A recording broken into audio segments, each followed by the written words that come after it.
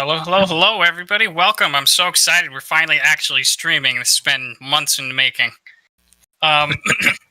So tonight it's going to be a really low maintenance episode. We obviously don't have all of our setup yet, but things will be incrementally getting better as we go along. Tonight we're pretty much just testing. There's probably, I see it like I'm looking on YouTube. It looks like there's 2 of you right now, which is it's perfect. This is exactly the way we want it. It's pretty much a test run tonight. And we're just going to have a conversation about, as it turns out, tonight, Portland. So with that, Tim, why don't you go ahead and kick it off? So actually, hold on. First episode, everybody introduce themselves. Tim, we'll start with you. I'm Tim. I'm center. I have a very logic brain approach to things. I don't really get too emotional or anything outside of data and logic. That's what drives me. So I really enjoy having these conversations, especially with these 2 guys. They definitely open my mind up to different points of views. Chris? Absolutely. No, it's a pleasure. So my name's Chris Scott. I am just a little bit back about me. I guess I'm the one on the left here. So definitely tackling things from the more liberal progressive end of the spectrum. I'm a graduate student at Harvard University studying public policy and government. I currently work in child welfare policy, so it is something that I've been doing adjacent to my graduate work. So I definitely have a little bit of familiarity in the field of politics and the processes that go with that. But more than anything, I'm really looking forward to kind of having this discourse here on all of the above with the issues that are going to be coming our way. Yeah. So my name's Nathan Bayak. I have a bachelor's degree in computer science.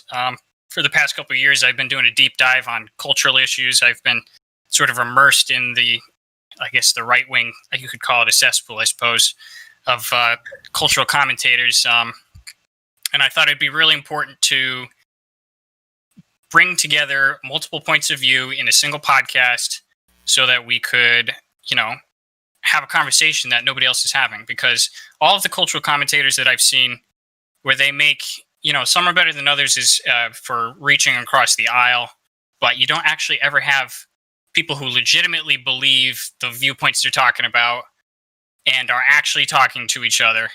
And I think without that, come November, there's going to be a civil war regardless of who wins. So I think this is going to be a really important podcast. Hopefully we get, 90 million subscribers by the time the election rolls around so that we can, save the world as it is.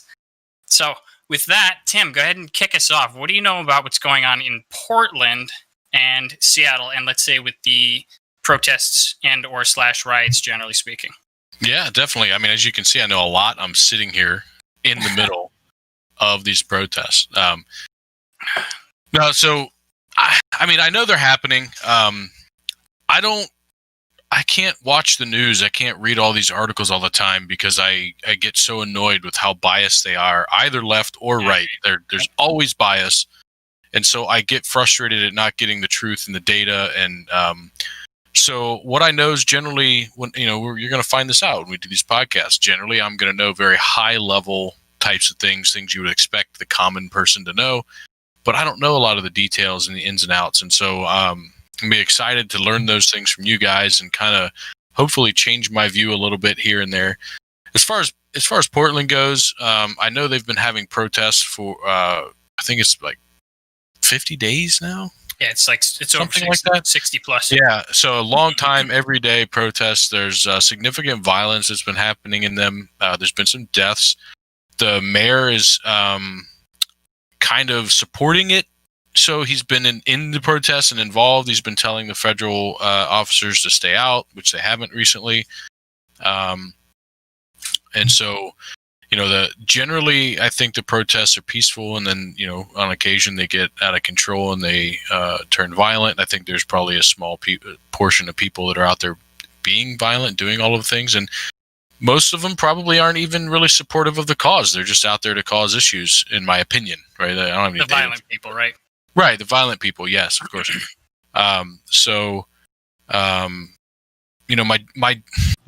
This is a tough one as far as how to handle it, because if it was a protest against anything else but authoritarian control from police, then using authoritarian control from police to stop it wouldn't be as big of a deal. But they're literally protesting what is being used against them to stop the protest. Yeah. So it really puts you in an interesting position on how do you keep the peace? How do you keep things civil? And so, my general opinion is we need to be smart about it. Obviously, when things get violent, things get out of control, we need to step in and enforce the law. You can't allow people to go out and burn buildings and destroy private property and stop businesses from functioning and stop society from moving on. But at the same time, when doing that, you have to be smart. You can't start shooting, tear gas cans into people's faces or stepping over the bounds. I mean, they're literally protesting that type of activity. And for you to go out there and just do it further and just exacerbates the issue. And that's why we're seeing what we're seeing.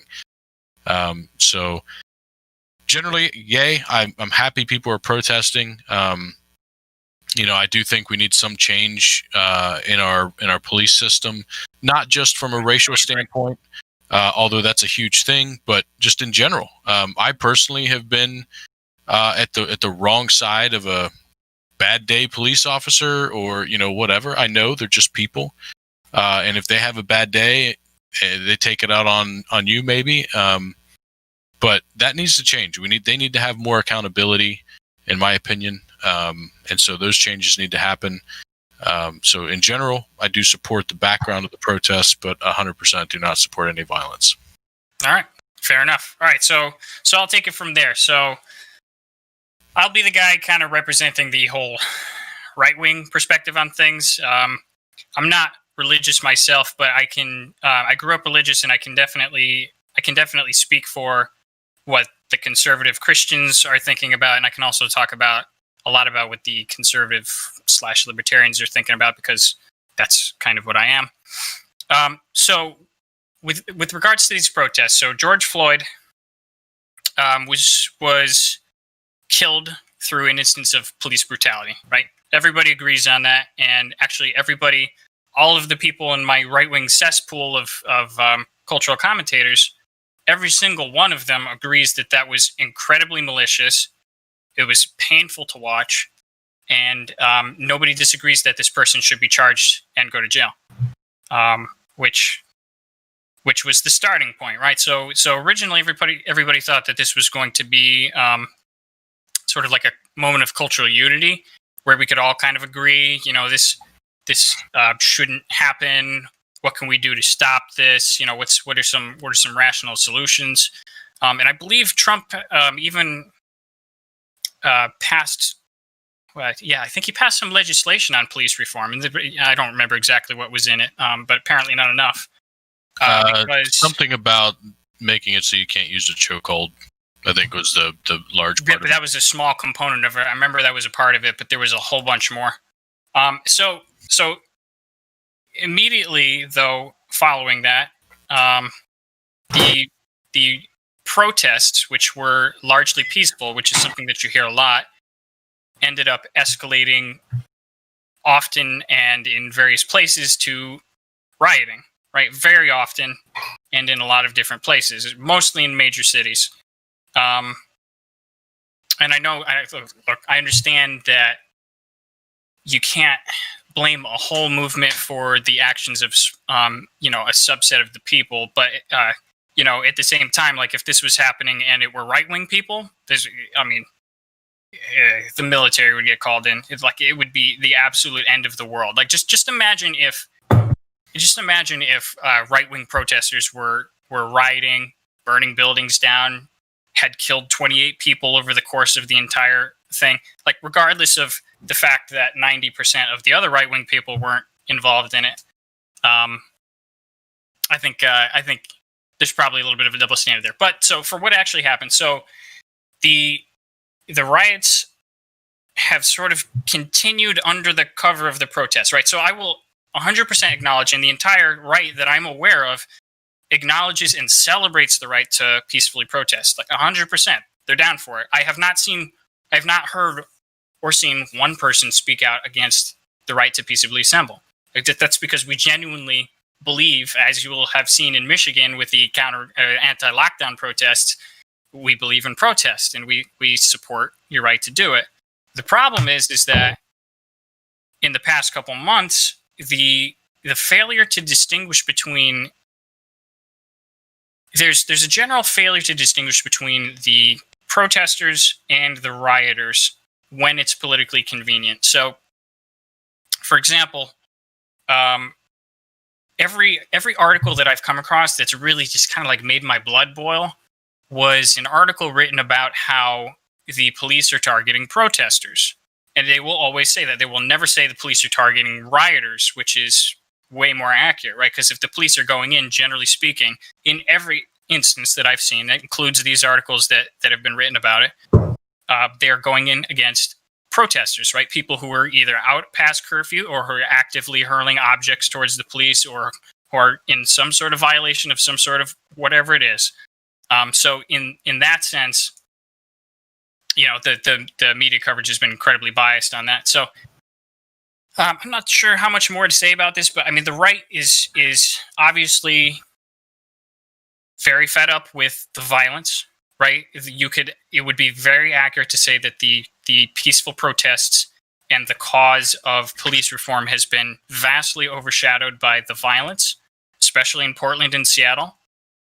And the right kind of wants it to, you know, the right will definitely look to Trump to have a strong hand in ending it, even though I don't know if that's necessarily what's going to happen.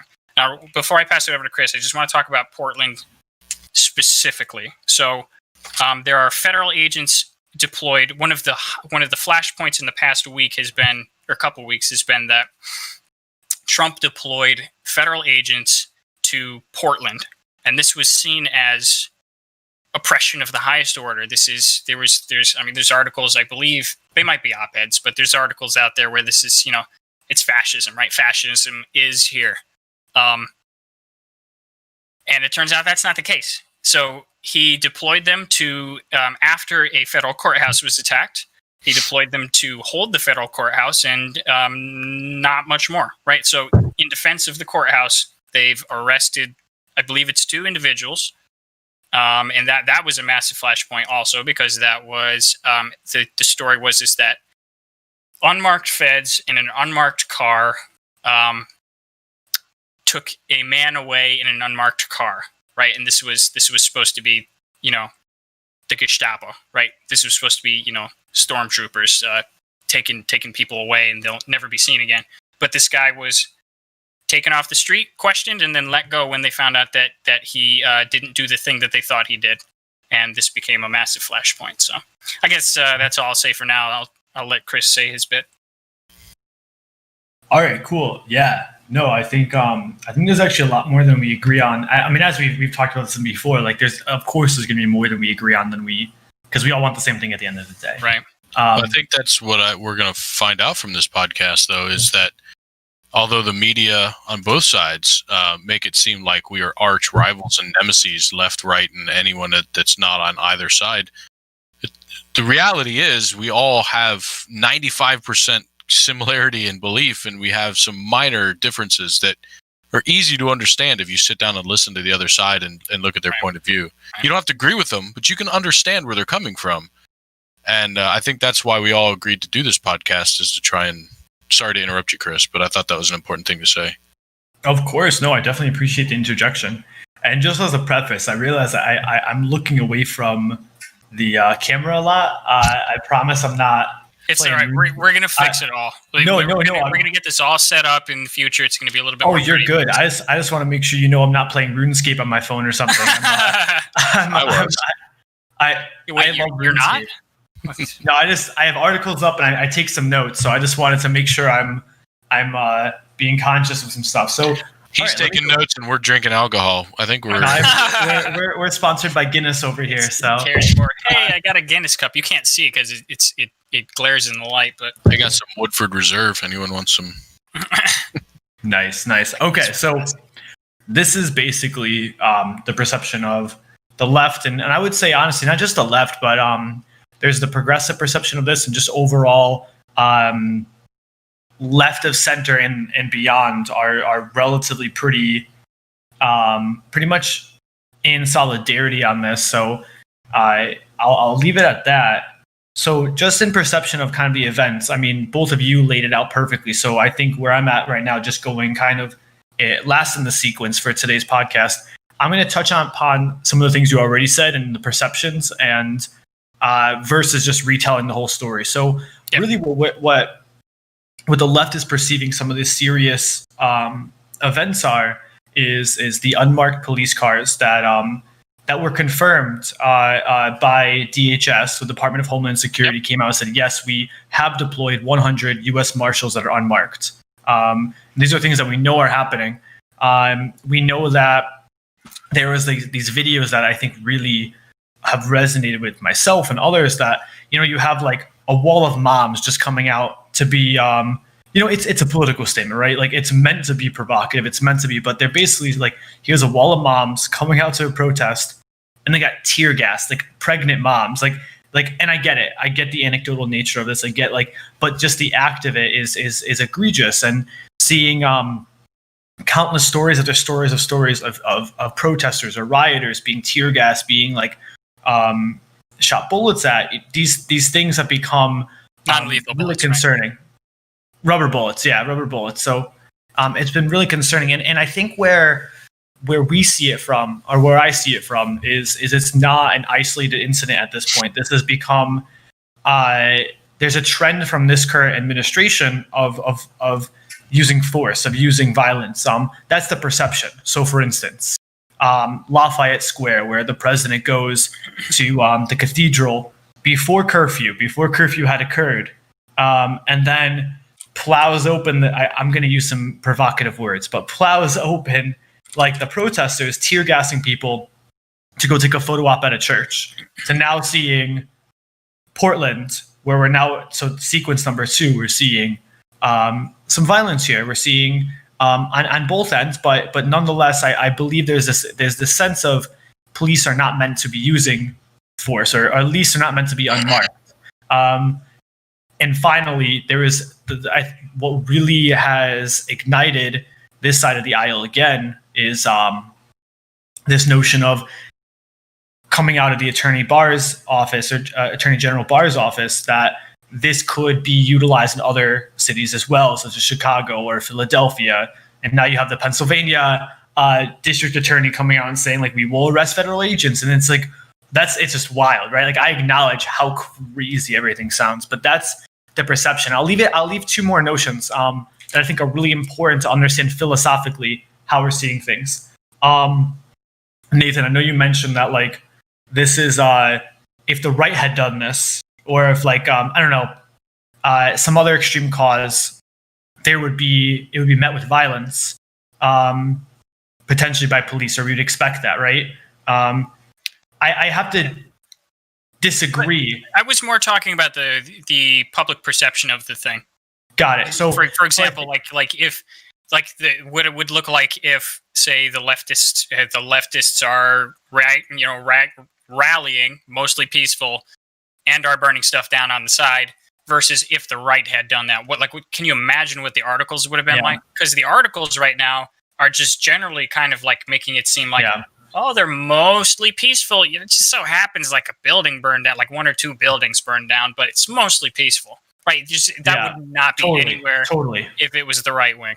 So I'll leave one notion, and I want to be very clear, I'm not grouping conservatives with this group. However, I will say many people on the left group these things together in a sense. Is when we look at Charlottesville, where there was literally like a KKK rally. I'm not saying everyone on the right is a KKK member, so please do not interpret that. I trust you, bro. I trust you. But that was not meant by any violence by police. It was just kind of like, right, but they didn't break any laws. They didn't break any laws. Oh, one guy did.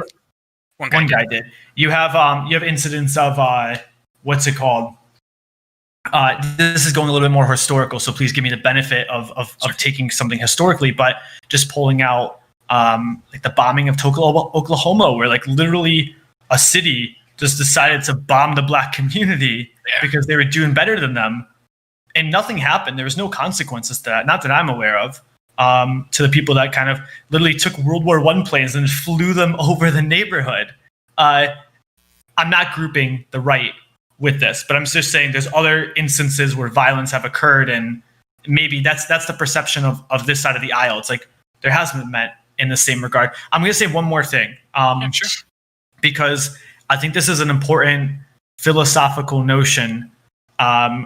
Nathan, I've shared this with you before, so I'm going to be a little bit redundant, but when we look at history, so maybe an unpopular claim, I consider this unpopular. It's not something we want to hear. It's not something that it's not sexy. It's not pretty. It's not beautiful. It's not pleasant. But the reality is, every major change, especially regarding civil rights in our country, happened at an intersection where violence was part of the equation. So let me briefly go over why that makes sense. So the Civil War, obviously that's a war. It wasn't about states' rights. It's slavery. Okay. All right. We can get into that at some point. We're not going to go in that right now, but that's the reality. That's the reality of it. We look at the Revolutionary War, the emancipation of ourselves from Great Britain. It was met with violence. Something that people alter a lot is Martin Luther King Jr. being a peaceful protester, and I think a lot of people like to look towards him and say, "All right, this was peaceful protest. Why can't we do that?" But in reality, it wasn't. There was many peaceful protests of that era. There was tons of peaceful protests and marches and whatnot. The reason why MLK's got so much attention, and the reason why it helped end an era of discrimination and pass the Civil Rights Act, which also I acknowledge Democrats opposed, is because when you would turn on the TV in the 60s and 70s, or 60s and 50s, and you see police dogs being unleashed on peaceful protesters, buses being people dragged out and beaten, fire hosing in the streets, those videos that we see, it was that violence that met the peaceful protesters that really incited change. And so in that same regard, I'm not justifying violence, but many people may see, you know what, because of the history of racism in the country, the history of, this is a whole other conversation, but on the side of the aisle, very, very pretty much adamantly, we acknowledge the deficits that society has produced, because not that deficit society has produced, inequality society has produced because of not gerrymandering, because of redlining, right? Because of World War II veterans that were African American or Black being denied their VA loans, and therefore generational wealth not being allowed to build up.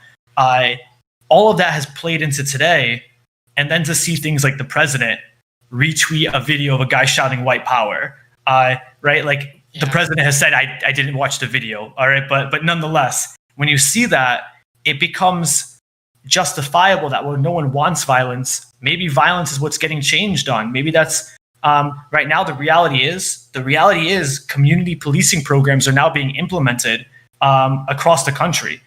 We are seeing reforms on police in Connecticut. We have a bill going through the Senate today that would allow police immunity to be slightly altered. It's actually pretty meaningless when you actually look at the bill, but slightly, right? Yeah, I haven't seen that. It's really meaningless. I think it's definitely to appease. It actually doesn't affect the police that much. But police accountability is actually finally part of the conversation. I don't know if we'd be here today, even having this conversation or seeing violence in Portland, if it wasn't for, the proverbial CVS burning down in the corner that's ingrained in all of our minds. So yeah, I'll say that it's not pretty sounding, it's not popular sounding, but it is something to acknowledge. So I've taken some notes, and I'm going to go backwards on the notes to address things we heard most recently, just because they're fresh to mind. But go for it. First off, this is the Milwaukee police station that's ingrained in my mind back here. Just so you know. Yeah. That was. I don't think violence is necessary. I think violence happens, and violence gets the attention, and that's what we remember. But I honestly do not think it's necessary. And to come to the point and say that everything, every civil rights thing that we've had in this country, I don't remember big violent acts from women's rights as an example. right? I will let me address that. There were instances of women that would throw themselves in the bull ring and get like murdered, and that kind of made like front page stories. I know, but I mean that's different. That's individuals. It's like saying the guy that goes and chains himself to a tree to keep someone from chopping it down, right? Like obviously there's extremists in every movement, and things like that are going to happen, but that's not what's happening right now. This is not just an extremist thing in a single or a few locations. This is something that's spreading and going around the country. And, you know, my gut feeling is that a lot of the people that are doing these things aren't really that driven by the political movement. They're driven by... I would agree with that. I would personally agree with that. So I think the violence, I don't think the violence is really necessary. And this is a whole nother podcast we can do. But, you know, my personal opinion is that the disparity between the races is not from systemic racism. Not to deny that this country has had systemic racism, but I don't feel that it's a thing, a large impact anymore. I think that it's a cultural thing that we need to help bring people out of. Not to dig in too deep, right? But like, you know, single parents is one of the largest indicators of success. If you have a single parent versus a family parent, you know, your likelihood of succeeding in life or in economy and how you measure success, right? Like from that, is massively improved if you have a family. So cheers, man, you're doing my job for me. You're not wrong. Yeah. So things like that are what we need to address, right? And, you know, that is a big topic. We should definitely. And that's a whole nother podcast, right? So, I will say just to get a soundbite in on this. I truly empathize on that idea and how many people, not just yourself, many people, including myself, formerly for many years, saw it as that. I'll respectively disagree right now that I would say it is a product of systemic racism, but a whole other podcast. It's a great podcast. It is, yeah. It is definitely its own thing, and nothing like three white men in a room talking about racism. You know, do our best. We'll muddle through. So I'll kind of move off from that one. I wrote down mostly peaceful, really? ? Damn it, I don't know what that means. So, but to some things you said, Nathan, I think, you know, I think I agree that there's more articles that talk about how the police go after protesters rather than rioters. But also think about who the fuck cares about an article where it says the police went after a rioter. Look, right? I know why the article is that way. So, like, I keep that in mind sometimes because them to say, hey, you know, like these police went out and arrested these guys that burned down the building. People are like, well, yeah, no shit. Like, who cares? Next. So, one thing, just to not to cut you off, and feel free to cut me cutting you off. We should. This is a discussion. This is cool. Yeah. One thing I think an important thing to delineate that I don't think I made clear before is it's not so much the issue of police being present and putting a fire blanket over protesters and arresting people who are being violent. Like, that's not something that we're necessarily in a disagreement on. Like, I would hope that for those who are coming out and violent and truly like trashing things and hurting and causing harm to people, that needs to be addressed. I think the issue is there's been a level of irresponsible force, maybe not by all officers, but by enough that now we've evolved into this one where, federal agents are getting blinded because people are shining little lasers at them. Let's drill down at that. Let's drill down on that violence because now it's so intermeshed on both sides. It's not even like who started it. It's just like the violence is being met with violence, on each side. I would disagree. So here's why I would disagree, right? Because out of let's go specifically with the Seattle. Is it Seattle or Portland where it's the federal courthouse? It's Portland. Portland. Seattle. Yeah. Okay, so that's where the federal officers are, right? So it's not just that Trump has sent people somewhere and they're doing things. They are defending. They are inside the courthouse. And when they're not in the courthouse during the daytime, they're in hotels sleeping where the mobs are running around outside screaming and yelling, trying to get them to lose sleep. The federal officers are inside the courthouse trying to defend it, and they were put there after the courthouse was attacked the first time. So I want to cut you off on something. That this is like an even contest it's not really. To be fair, it doesn't line up with the facts. That's not true though. Just to take a step back, if the federal officers were only inside the courthouse defending the courthouse, then how did unmarked federal officers arrest somebody in an unmarked car on the street? I'm glad you asked. Multiple times too. There was I'm glad you asked. 2 times. Hold on. So to your point, right? They're not only inside; they're outside of the courthouse. They're actively engaging outside of the courthouse. I'm not saying that they should or shouldn't be there. I'm just saying, like, you're trying to make it sound like they're just bunkered in this building and just defending it, and that is not what they're doing. I'm not trying to make it sound like that, and that's not. So they did. So there was actually. So first of all, what one should ask themselves is, if this really happened, where's the lawsuit? And the answer is the lawsuit happened, and the judge threw it out because only 2 instances were were proven at all through eyewitness testimony or otherwise.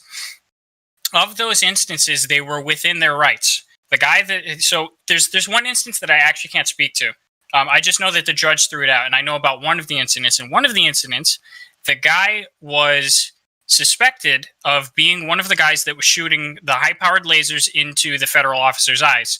By the way, 3 so far have lost their vision. Which sucks. That's definitely not anything we're condoning. Right. Yeah. So those federal officers, they went out. So they waited until the crowd dispersed a little bit. Then they went out in the unmarked cars so that they would not get swarmed. I would say this just real quick. On the most extreme end of the left, people are okay with that because their justification that I've seen is, well, you shouldn't have picked being a federal agent as a job. And obviously, I'm in intense disagreement with that because, like, I don't know, being a federal agent is a pretty respectable job. Like, it's, I would say right now it's being used as a political tactic. Not entirely. There's justification. What do you mean, the lasers or the federal agents? Oh no, just the entity of like Trump deploying federal agents. I am on the side of like it is in this case a bit of a political tactic of like using strongman maneuvers. Let me I'll say this. Okay. I'm in intense disagreement with that extreme of like these people deserve that injury or these people they signed up for this because obviously no one signs up for that. Right. Okay. So I'll just finish up what I was saying. So there's a couple of items like I'm just drilling down on these federal officers because like it turns out that all of these issues obviously you really need to drill down because whatever it looks like on the top, there's like 15 or 16 layers underneath it that bear looking into. But like in this particular one, so these federal officers, they're getting lasers shined into their eyes. They're getting there's a particular kind of slingshot, whatever. They're shooting slingshots with steel ball bearings through little slats to try to hit them. They're trying to set the building on fire. And so twice that we know of that were brought up in this case, this was all that could be proved when they brought it to a judge to try to get the federal officers kicked out. Twice, they left the building in an unmarked car so that they would not get mobbed, in uniforms that did not have their name so that they didn't get doxxed. Their uniforms had a unique identifier. So that means if they're recorded doing something bad, the powers that be can hold them accountable. There's just no name, so they can't get doxxed.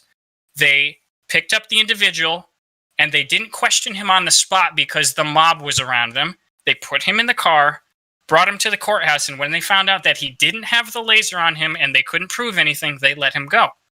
Right? So that sounds a lot better than officers storming around Seattle, picking up people willy-nilly, throwing a black bag over their head and throwing them into a van with no windows and then taking off and the person's never seen again. It's literally, as far as we know, 2 incidents. And the one that I know of is justified, and the judge threw out the case, so I assume the other one was also, fairly justified. So let's say this: if that's genuinely what happened, I'm fully okay with that. But are we in agreement that if genuinely there was a reality of unmarked officers driving around picking people up? Oh yes, that's pretty bad. That's like 100%. Yeah. So my understanding of the unmarked officers thing is pretty much similar to what you're saying, Nate, which is they're not out there just grabbing up everybody and locking them up, throwing them into camps, leaving them there. They're doing what police do in general. You have a suspect, you go and try and find them, you arrest them, you question them. If they're innocent, you let them go. Right, and only as pertains to the courthouse too. Right, they're not just arresting protesters. That I don't know, but the stories I've heard are all exactly what you're saying. I'm trying to find. It's a Reddit thing that I read the other day. I'm seeing if I can find it while we're talking. But it's a journalist who posted this on Reddit and with a picture of himself. His eye, right? And so in that, I don't know if you read his whole story after that. I saw the post. I didn't read it. But in that story, he says it was the federal officers that shot him in the face with, he doesn't know if it was a rubber bullet or one of the pepper balls or something because they were using both. I think he would have known if it was pepper. Just a guess. Well, it shattered his eye piece that then went in and cut his eye. So he was probably worried about other stuff. But in the story, he says, so he's a journalist. He's got a camera. He's just taking pictures of shit. And he's in a peaceful protest. It's a mob of people, but they're not breaking anything, destroying anything. They're being peaceful. And the police, which he said were marked as federal officers, I believe, started pushing the mob back and dispersing them and shooting tear gas and things into the crowd. So the crowd is dispersing and running and breaking off, and him and a couple guys were in one direction, other people ran others.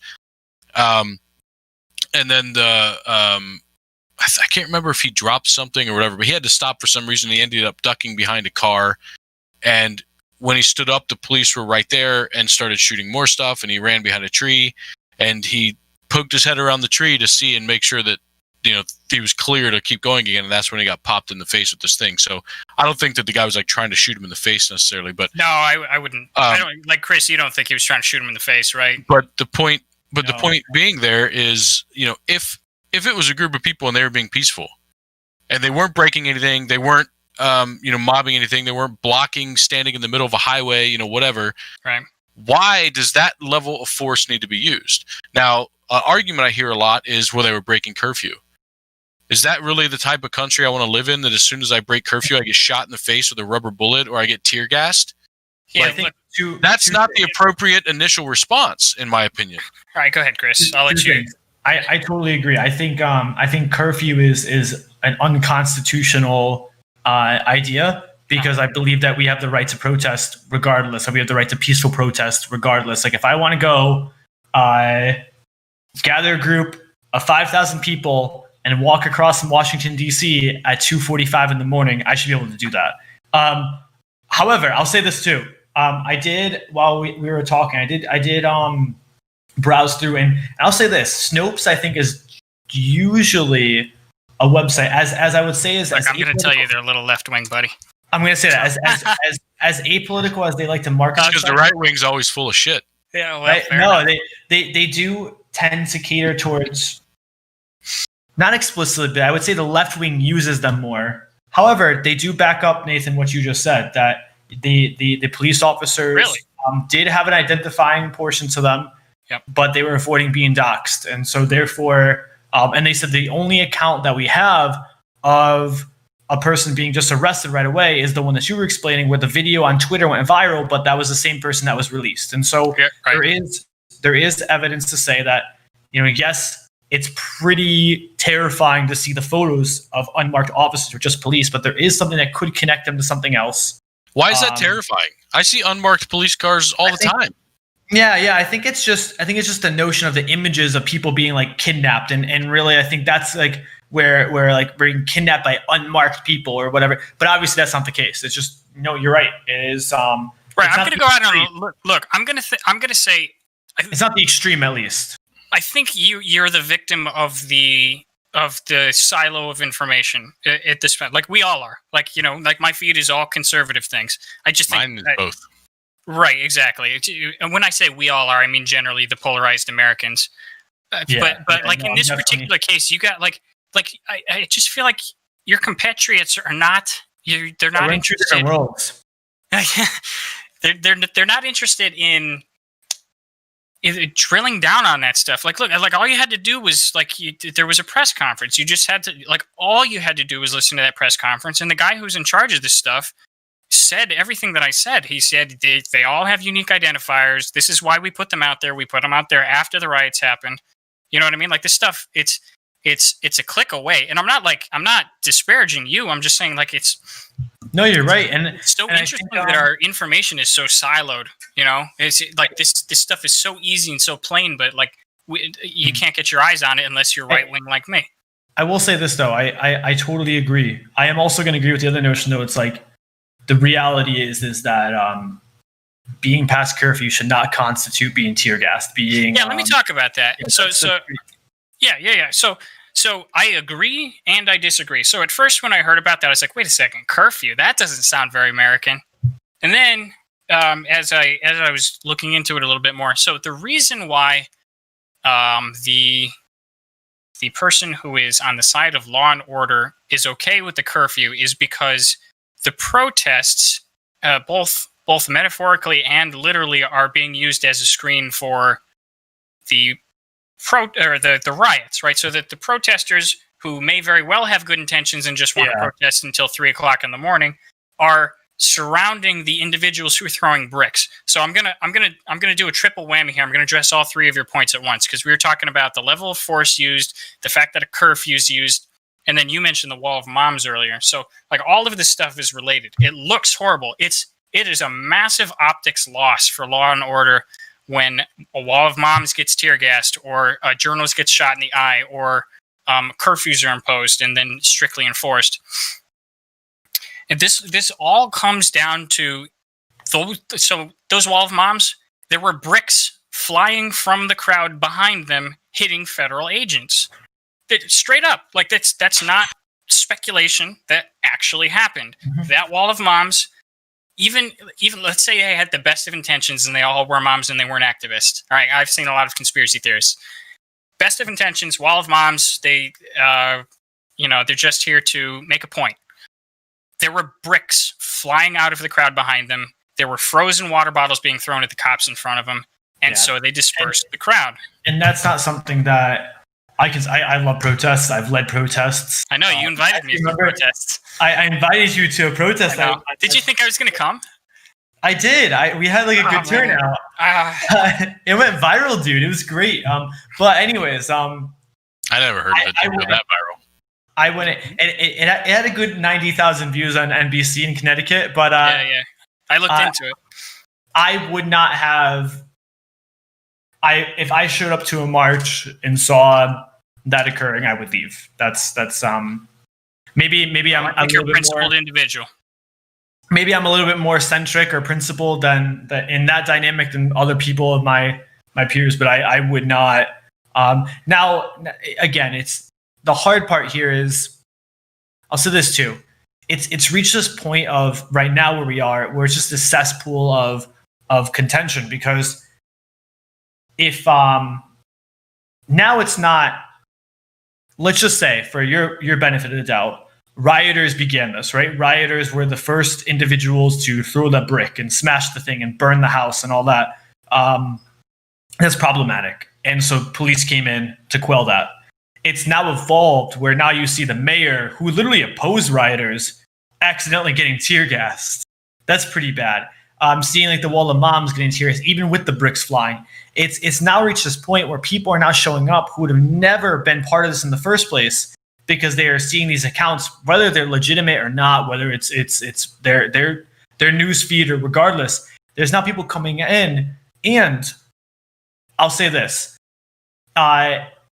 in certain professions, a bad apple is way more significant than just a bad apple. Look at Jason Blair at the New York Times. Writes a bunch of false allegations, false stories. The whole New York Times stock plunged. Layoffs occurred because of this man. The entire in the early mid 2000s. Other instances where I don't know if say you have a whole institute of a group home, one person sexually assaults a kid, the whole group home shutting down. It doesn't matter if they're the only bad person. So taking that notion where as a law enforcement agent, if one agent made the wrong call, which I'm sure somewhere they did, and tear gassed the mayor, And two, he has to rate. Like, hey man, I don't know, maybe he deserves it. I don't know. Emblematic of the whole group, and whether that's fair or not, it's kind of how it's perceived. Not to plug a rival podcast, one that's as equal as popular as ours, Joe Rogan. Right, equally. Yeah. I was watching his podcast yesterday actually, and this one stuck out in my mind. He was talking. I don't know who made this quote, but he was repeating somebody else. He said, if you have a department of 312, it was some different number, but police officers, and you have 12 bad police officers, and nobody reports those 12 bad ones, then you actually have a department of 312 bad police officers, right? And what he was trying to say with that quote is that one bad apple isn't the issue. The issue right now with our police departments isn't that there's a couple guys out there doing bad shit. It's that everybody knows that these guys are the bad guys out there doing bad shit, yet they defend them and stand up for them and don't allow the things that need to be done to take them out of law enforcement or correct the issue to be done, right? They hide it. They stand up for them. They don't come and speak out when they see something bad happening. And that's a cultural issue, in my opinion, inside of the police departments. It needs to change. Probably. I would agree with that. And so, I'm in agreement. So, for me, what I think is the crux of the issue isn't, there's a couple bad people. It's that we need to have accountability for everybody, right? Like, and to kind of go to your point a little bit, Nathan, I saw a video of a police officer in riot gear standing, at the front line of one of these protests, and there was somebody standing right in front of him, smoking a cigarette, lifting up the riot mask, blowing smoke in this guy's face, yelling at him, flipping him off, spitting down on the ground next to him, doing all that. I would have punched that motherfucker in the face. I would have too. Totally. Right? Totally. Like, the amount of restraint that police officer had was impressive. And so you see it on both sides, right? Some police officers, they break and they do the thing they shouldn't do. Some of them others are already bad. Forget about breaking. Some of them are bad to start with. But what we all need to sit down and remember, from the left to the right to everybody, is they are fucking people that are going home and they have their own families, their own lives, their own issues. And I don't know about you, but I've had things that have triggered me that I look back and I'm like, why did that trigger me? Right. Yeah. And you don't have a position of power to take it out on people. And so, what I think we really need to focus on, rather than saying, hey, this one person did something wrong and he didn't get held accountable for it, let's break shit. We really need to focus on why. Let me just say that that's not what it is. I know. It's systemic, right? They think that this just happens a lot. Right. And I think it is in a way, but I don't think it's systemic in that there's so many bad actors. I think that it's systemic in a way that we defend the bad actors to an extent that they shouldn't be defended, and that we have a culture in the police departments that is a culture of, don't speak up, right? Like, don't be a narc, I'm full agreement. Bleed blue. You're a family. You're blue family, right? And that thing I think needs to change.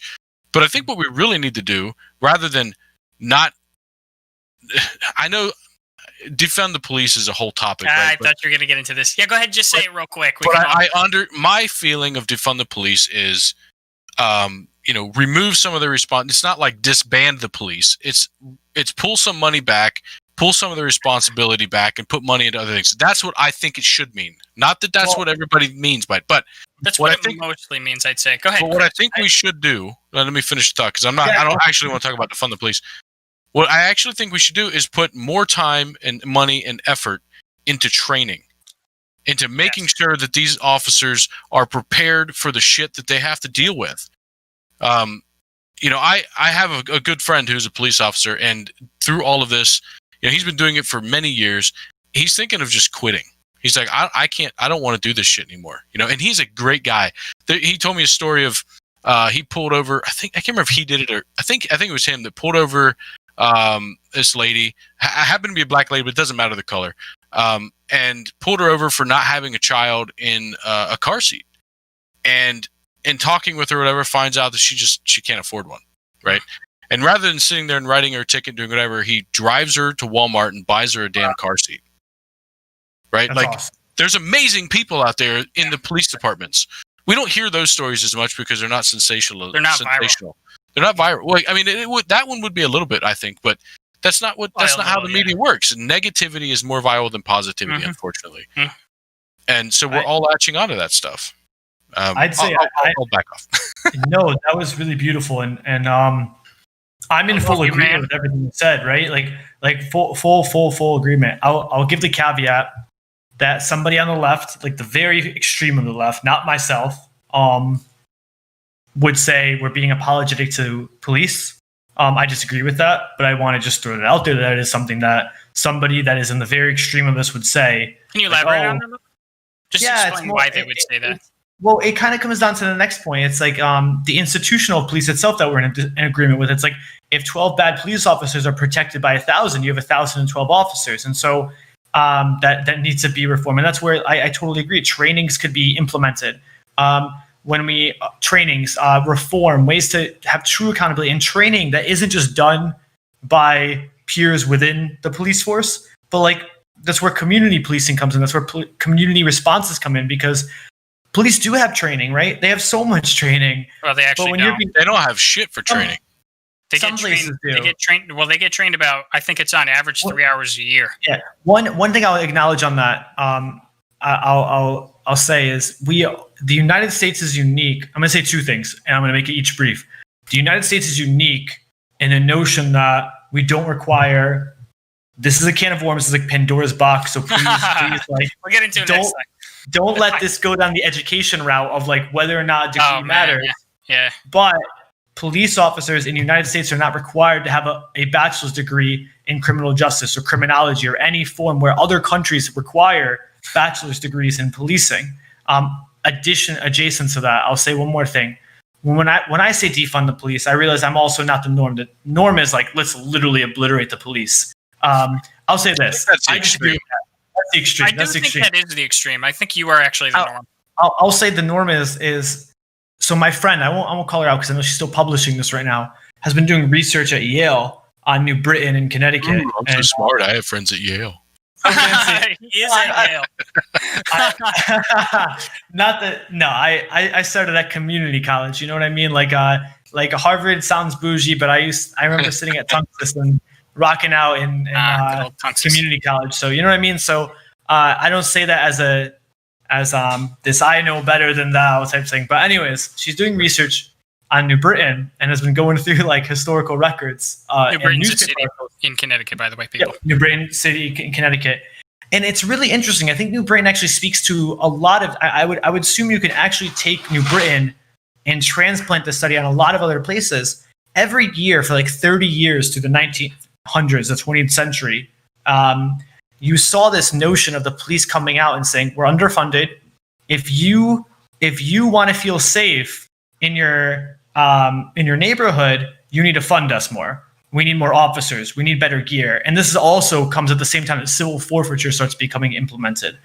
The actual rate of crime in New Britain, it went down recently because of some extreme reforms and flight from the city because of the rise in housing costs. So obviously, like if you're a gang member, right, in the 90s, and all of a sudden Section 8 is obliterated and the price of housing shoots up because you have college students moving in, right? The gangs are going to dissolve, right? Separate issue. Yeah. But in the time that the police were being funded, crime rates actually didn't change. And so we're in a society today now of 2020 where, police actually have way more funding than they need. We do have militarized police forces. We do have police that have like military grade weapons. We have brand new cars all the time. And you know how the government works. If you don't spend your budget this year, it doesn't roll over to next year. So spend your whole budget this year, because if you don't, it's gone. So which I've suffered. Bureaucracy works in general. That is how bureaucracy, and I've suffered from that in the nonprofit world. It's like, hey, this year you have 30 grand. If you don't spend all of this, this year, it doesn't roll over. And then next year, when you know you're only going to have 15 grand, you're like, fuck, like, I wish I can roll some of this over. So I would say there's something to be said about not defunding the police to the point they're not operational, but we can definitely scale back on certain things and fund other high needs areas in communities that, yes, when someone has a gun to their head, I want a police officer. I want to have, I would like to know that if I called the cops right now, an officer can be here within 2 minutes. I also would like to know that if there's a marital dispute between two people and someone calls the police, maybe we can intervene with a counselor or a social worker if it's in reasonable hours. Yep. I mean, I don't know about you guys, but if you talk to your parents, policing was way different 20, 30, 40 years ago. My dad tells me stories of where he was out drunk driving and an officer would pull him over and be like, obviously you're drunk as shit, you shouldn't be driving. I'm going to follow you home. Yeah. Right? Or they'd be out doing shit they shouldn't be doing that was not extremely criminal. They weren't out trying to be vicious or violent on somebody. They were just having a good time, but it was obviously illegal, like doing donuts or something, right? Right. And so they get a slap on the wrist. That's not how it is today. All right, hold on. Right? All right, so Tim, we're running out of time here, right? I want to pretty much cut this off at an hour, so that everybody who's watching can actually get to sleep. Let me make. I think we're in a great place, though. Honestly. I think we are. Let me make one more point, because there is. I think there's a good distinction. I'll go ahead and solidly rep the right for a couple seconds here. So, 100% agree. These cops need more training. 100%. I think this might be a very large part of the problem, right? So, for example, like I'll say there is generally such a thing as police brutality, not systemic racism in policing. Chris, you and I have talked about this before, but that is the stance of the right, and I do believe that. I think the problem stems from a massive lack of training. Like I said, and I could be remembering this wrong, and this is once again, it's from the good old Joe Rogan podcast, but somebody on there said that the cops get, on average, across the country, Joe Willenick, hours of training across that entire year. That is unbelievably bad. And so what that tells me, which is in direct contravention to what you're saying, Chris, is that while I understand the need for a counselor maybe to be called instead of a policeman in some of those situations, these cops need more money so that they can get trained. They need training. Like I was in the military. I probably got maybe about 24 hours of training a year, and that was drastically under what I needed to do in an actual situation. So I'm a firm believer, and I'll say the right generally really believes. And I think this is actually something that has been raised since the George Floyd protests, is that we're now thinking about this, and it's an issue now. And I really hope that the cops don't get underfunded. I hope they get funded enough to get the good training that they need in order to be the upstanding policemen and women that we need. Yeah, no, we definitely, just a final thought on that. One fear, the other side of the coin is when we say defund the police, right?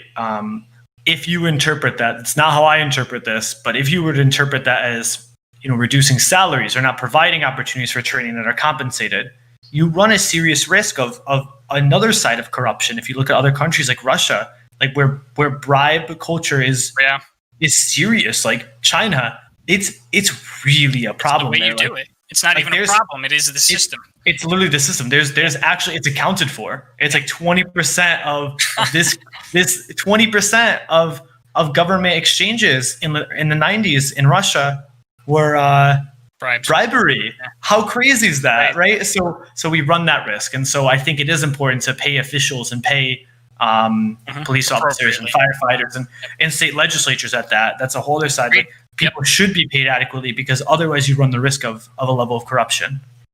All right.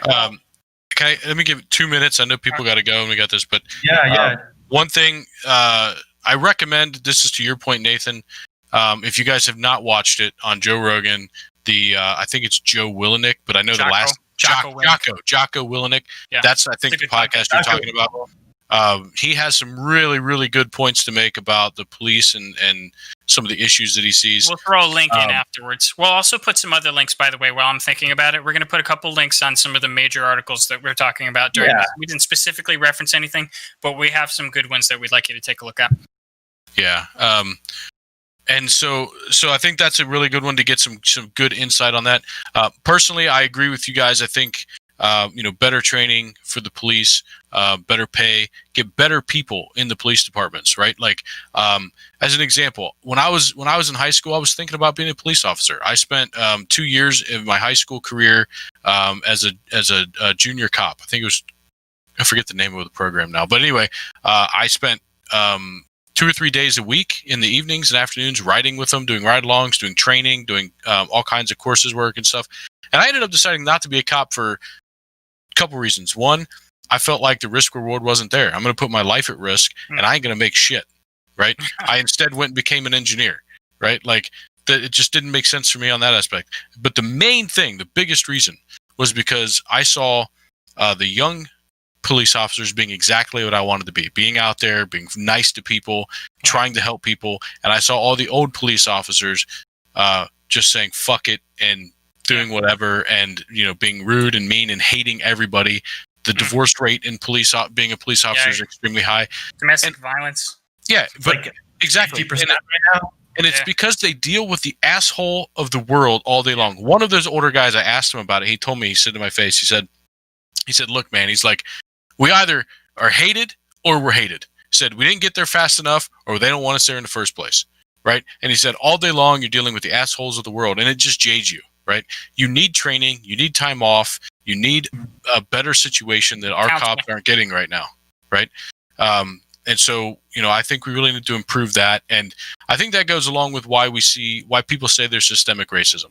I think that what ends up happening is, because of the cultural thing I was talking about before, a large portion of the crime that gets committed is from the black communities. I'm not racist at all. I'm not trying to say, anything like that. I'm just saying that's what the data shows. And that's what the police officers see also. They deal with those people most of the time. And so if that's what you see day in and day out, it's going to jade you. And so I think police officers do get jaded that way, unfortunately. And it's not that they're racist. It's just that their life experience and that they see day in and day out is driving this. And so I think the way to fix this isn't to go after the police officers, but to go after what is the cause, which is, a cultural issue, and trying to help these communities rise above the crime that's in those communities. Yeah, we can definitely get into that. I'd say... But anyway, that's my closing comment. Systemic racism would be a great podcast to have. So, Chris, unless you want to say something, I think we can let our good viewers go. No, thank you for this discussion. I think we really obviously there's some places that I'm sure we all still pretty separated on. Yeah, you can definitely noticeable, observable disagreements. However, I think there's a lot that still overlaps that we we want to see the same thing occur. So yeah, I think this is a really powerful discussion. All right, well, guys, thanks for the great conversation, and everybody who's watching, all four of you, I really appreciate you. And please leave some vitriolic comments under the video so that we can see exactly what we did wrong. We love some feedback, and have a great night. All right, thanks so much, guys. Take care. Like and subscribe. Yeah, like and subscribe. Just tweak it out. All right. See you guys. Scotty, are we off stream or?